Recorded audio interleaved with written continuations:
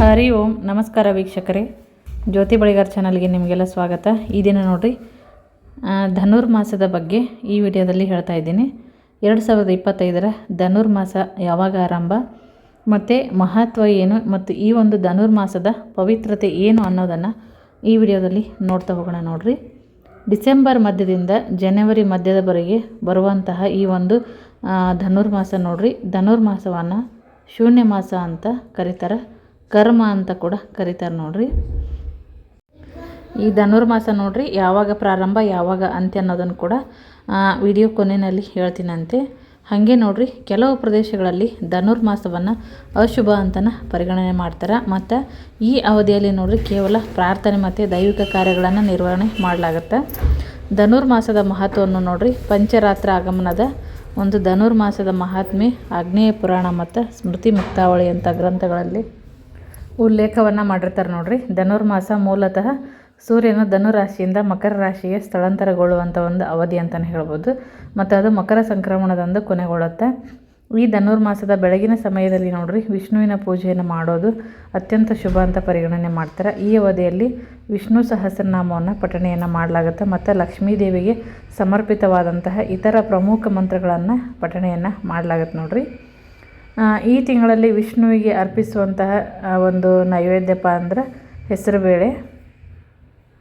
ಈ ಒಂದು ನೈವೇದ್ಯವನ್ನು ಅರ್ಪಣೆಯನ್ನು ಮಾಡ್ತಾರೆ, ಹೆಸರುಬೇಳೆಯಿಂದ ಮಾಡಿರುವಂತಹ ಒಂದು ನೈವೇದ್ಯ.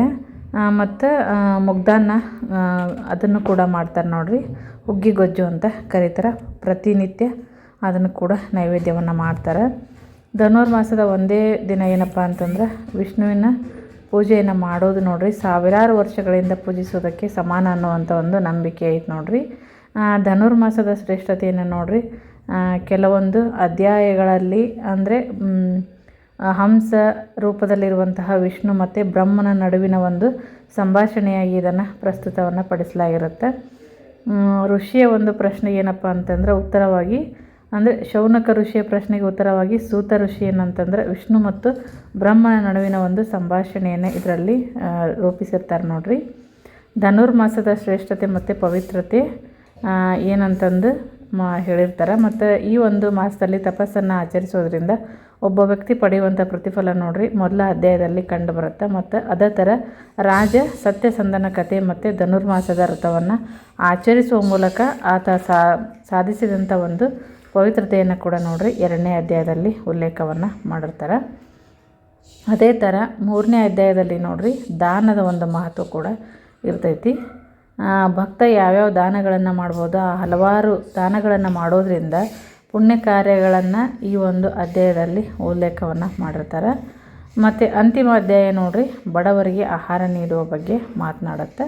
ಹೀಗೆ ಶ್ರೀಹರಿ ವಿಷ್ಣುವಿನ ಪಾದಗಳನ್ನು ತಲುಪಲು ಉತ್ತಮ ಮಾರ್ಗಪ್ಪ ಅಂದ್ರೆ ಹಸಿದವರಿಗೆ ಮತ್ತು ಬಡವರಿಗೆ ಆಹಾರ ನೀಡುವುದು ಅಂತ ಹೇಳಲಾಗುತ್ತೆ. ನೋಡಿರಿ, ಮತ್ತು ಧನುರ್ಮಾಸದ ಆರಂಭವನ್ನು ನೋಡಿರಿ ಧನು ಸಂಕ್ರಮಣ ಅಂತಂದು ಕರೆಯಲ್ಪಡುವಂಥ ಧನುರಾಶಿಯಲ್ಲಿ ಸೂರ್ಯನ ಒಂದು ಪ್ರವೇಶದಿಂದ ಗುರುತಿಸಲಾಗುತ್ತೆ. ಮತ್ತು ಈ ಒಂದು ಅವಧಿಗೆ ಏನಂದರೆ ಧನುರ್ಮಾಸ ಅಂತ ಕರೀತಾರೆ. ಅದಕ್ಕೋಸ್ಕರ ಈ ತಿಂಗಳಲ್ಲಿ ಸೂರ್ಯ ಅಥವಾ ಸೂರ್ಯ ಧನುರಾಶಿಯನ್ನು ದಾಟಿ ತಿಂಗಳ ಕೊನೆಯಲ್ಲಿ ಮಕರ ರಾಶಿಯನ್ನು ಪ್ರವೇಶ ಮಾಡ್ತಾನೆ.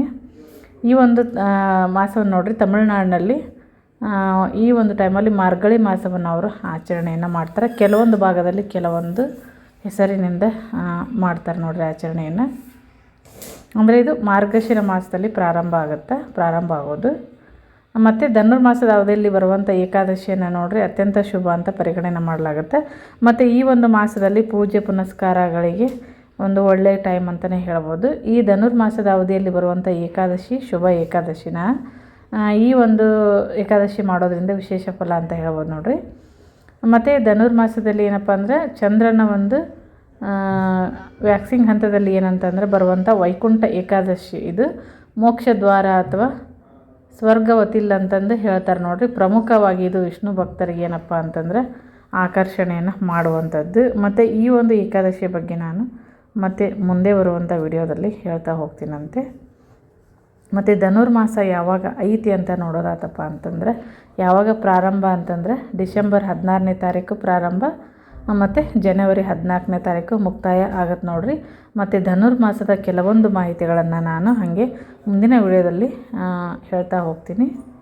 ಈ ಒಂದು ಸಂದರ್ಭದಲ್ಲಿ ನೋಡ್ರಿ ಜನರು ಬೆಳಗಿನ ಒಂದು ಜಾವದಲ್ಲಿ ವಿಷ್ಣುವಿನ ದೇವಾಲಯಗಳಿಗೆ ಭೇಟಿ ನೀಡಿ ವಿಶೇಷ ಪೂಜೆ ಮತ್ತು ಧನ್ವಂತರಿ ಪೂಜೆಯನ್ನು ಕೂಡ ಆರೋಗ್ಯಕ್ಕೋಸ್ಕರ ಮಾಡಲಾಗತ್ತೆ ನೋಡ್ರಿ. ಮತ್ತು ಈ ಒಂದು ತಿಂಗಳಲ್ಲಿ ಪೂಜೆ ಪುನಸ್ಕಾರಗಳು ನೋಡ್ರಿ ವಿಶೇಷ ಫಲ ಮತ್ತು ವಿಶೇಷ ಐಶ್ವರ್ಯವನ್ನು ಕೊಡುತ್ತೆ ಅಂತ ಒಂದು ನಂಬಿಕೆ ಐತಿ. ಮತ್ತು ಇನ್ನೊಂದು ಏನಂತಂದ್ರೆ ವಿಷ್ಣುವಿನ ಆರಾಧನೆಗೆ ಅತ್ಯಂತ ಶ್ರೇಷ್ಠ ತಿಂಗಳು ಅಂತಲೇ ಪರಿಗಣನೆ ಮಾಡಲಾಗತ್ತೆ ನೋಡ್ರಿ. ಸೂರ್ಯನ ಕಿರಣಗಳು ಈ ಒಂದು ತಿಂಗಳೊಳಗಂದ್ರೆ ವೈಕುಂಠ ದ್ವಾರವನ್ನು ತಲುಪ್ತವೆ ಅನ್ನೋವಂಥ ಒಂದು ನಂಬಿಕೆ ಐತೆ ನೋಡ್ರಿ. ಮತ್ತು ಹಾಗೇನೆ ವೈಕುಂಠ ಏಕಾದಶಿ ಕೂಡ ಇನ್ನು ಮುಂದೆ ಬರುತ್ತೆ. ಧನುರ್ಮಾಸದ ದಿನಗಳಲ್ಲಿ ಕೂಡ ಇದು ಬರ್ತೈತೆ ಅಂತಲೇ ಹೇಳ್ಬೋದು ನೋಡ್ರಿ. ಮತ್ತು ಬ್ರಹ್ಮ ಮುಹೂರ್ತದ ಒಂದು ಅವಧಿಯಲ್ಲಿ ನೋಡ್ರಿ ಪೂಜೆಯನ್ನು ಮಾಡುವಂಥದ್ದು ಏನಪ್ಪ ಅಂತಂದ್ರೆ ಅದು ಒಂದೇ ದಿವಸ ಆಗಿರಲಿ ವಿಷ್ಣುವನ್ನು ಪೂಜೆ ಮಾಡೋದು 1000 ವರ್ಷಗಳ ಕಾಲ ಭಕ್ತಿಯಿಂದ ವಿಷ್ಣುವನ್ನು ಪೂಜಿಸೋದಕ್ಕೆ ಸಮಾನ ಅಂತ ಕೂಡ ಹೇಳ್ತಾರೆ ನೋಡ್ರಿ ಋಷಿಮುನಿಗಳು. ಧನುರ್ಮಾಸದಲ್ಲಿ ನೋಡ್ರಿ ತಿರುಪತಿಯಲ್ಲಿ ಏನಪ್ಪ ಅಂದ್ರೆ ಮುಂಜಾನೆ ಸುಪ್ರಭಾತದ ಬದಲಾಗಿ ಏನಂತಂದ್ರೆ ತಿರುಪಾವೈ ಪಾರಾಯಣವನ್ನು ಕೂಡ ಮಾಡಲಾಗತ್ತೆ. 1 ತಿಂಗಳ ಕಾಲ ಏನಂತಂದ್ರೆ ಭಕ್ತರಿಗೆ ಧನುರ್ಮಾಸದ ದರ್ಶನವನ್ನು ನೀಡಲಾಗತ್ತೆ ನೋಡ್ರಿ. ತಮಿಳು ಕಡೆ ಏನಪ್ಪ ಅಂದ್ರೆ ಬೇರೆಯೇ ಥರ ಆಚರಣೆ ಮಾಡ್ತಾರೆ. ಅವರು ಕೂಡ ಕೆಲವೊಂದು ಹಬ್ಬಗಳನ್ನು ಈ ಒಂದು ಟೈಮಲ್ಲಿ ಆಚರಣೆಯನ್ನು ಮಾಡ್ತಾರೆ ನೋಡ್ರಿ. ಹೀಗೆ ಬೇರೆ ಬೇರೆ ಕಡೆ ಒಂದೊಂದು ಹೆಸರಿನಿಂದ ಆಚರಣೆಯನ್ನು ಮಾಡ್ತಾರೆ. ಮತ್ತು ಈ ಒಂದು ಮಾಹಿತಿ ಇಷ್ಟ ಆಗಿತ್ತಪ್ಪ ಅಂತಂದ್ರೆ ವಿಡಿಯೋಕ್ಕೊಂದು ಲೈಕ್ ಕೊಡಿರಿ, ಶೇರ್ ಮಾಡಿರಿ, ಹಾಗೆ ಕಮೆಂಟ್ ಹಾಕಿರಿ. ಮತ್ತು ಇನ್ನೂ ಯಾರು ನಮ್ಮ ಚಾನಲ್ಗೆ ಸಬ್ಸ್ಕ್ರೈಬ್ ಆಗಿಲ್ಲ ಸಬ್ಸ್ಕ್ರೈಬ್ ಆಗೋದನ್ನು ಮರಿಬೇಡ್ರಿ. ಮತ್ತೆ ಹೊಸ ಮಾಹಿತಿಯೊಂದಿಗೆ ಮುಂದಿನ ವಿಡಿಯೋದಲ್ಲಿ ಸಿಗ್ತೀನಿ. ವಿಡಿಯೋ ನೋಡಿದ್ದಕ್ಕಾಗಿ ಎಲ್ಲರಿಗೂ ಧನ್ಯವಾದಗಳು.